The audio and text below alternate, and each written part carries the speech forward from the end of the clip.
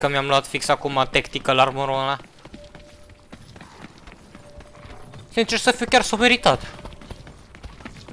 Urc aici și îți închide ușa înainte să... nu pot să închide ușa. Fuck. Hai, poți să o închizi aici, poți să o închizi aici. Închide. Uai. Uai. Hai, mai vine. Să-l morăm. Sare pe astea. Te-mi pizda, mătii. Bă, îi dăm hoodcheck. Bă, vezi că e pula și pe ce naiba. Îmi place că și-a făcut tot HP-ul așa fără să zică nimic, și-a plecat. Oi, coi, dar am închis ușa la perfecție, coi. Da, să mă jur că am apăsat pe lângă. M-am uitat înspre... Dar vezi că cred că o să fiți aici, mă jur. Stai mai departe.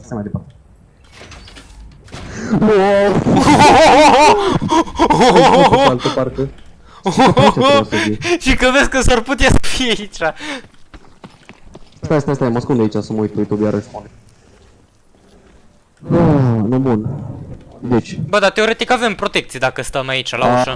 Bă, da, vezi că acolo trebuie să merg. No, bine, atunci trebuie să cam ocolim. Gen, în încăperea aia în care îi gonga, trebuie să merg. Bă, dacă vine storm de ăla în care nu se mai vede nimic, teoretic suntem destul de câștigați, că avem lanternă. Sau eu cel puțin pe shotgun. Bă, suntem pac dacă vine stormul și trebuie să mai pun chestia aia. Uai, coaie, fuge mai rapid decât mine! M-am trecut să vină numai după tine. Da, coaie, eu trecut așa pe lângă mine, fără să argumenteze nimica. I-am futut una tot după tine, au venit. Determinat-o striderul ăsta. Hai să găsim rapid ăla. He's finished. Să chemăm IVF ship.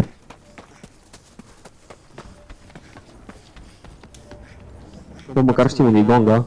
Da, măcar suntem safe aici, că oricum. Dar vezi că aia albă, nu sunt albă. Da, coaie, aia albă n-a plecat. Bă, cred că... Băi, îți mai mulți? Îți mai mulți? Cred că am adus-o prea departe de spawn-ul lui, știi, și de aia cred că... Coaie, o țip acum? Da, și asta să văd, ce vine după noi, Alex, fuge aici, rapid. Vino rapid aici. Vino aici, rapid. No, bun, unde e drac? Unde e draci? Pe aici. Ok, bun, mergem pe aici.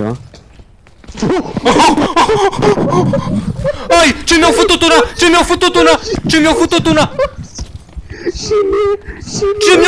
una, pulă! Ce mi-au făcut una! Uai, coaie! Uai, joaci,